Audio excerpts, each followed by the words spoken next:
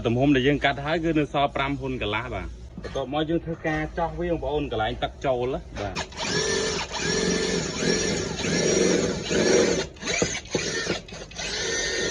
bà rồi lên con bà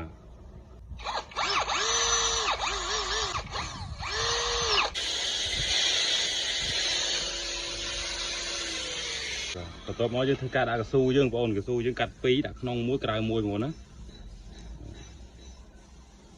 cà phê vi chếp tắc và những càng nồng càng cay và đã trâu máu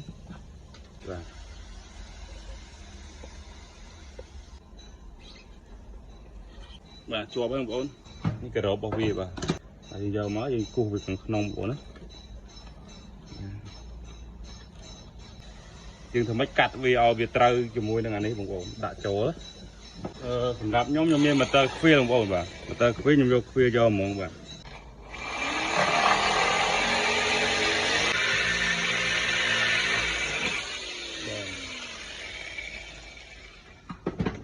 lấy video thôi của ôn và về cắt video thấy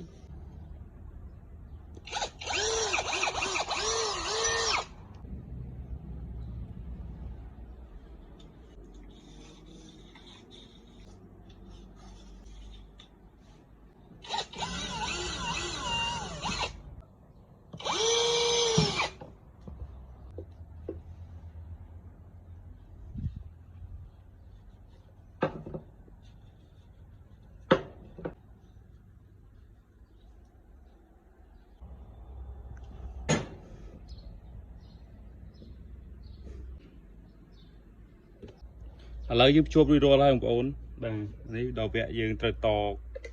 cò về ông bà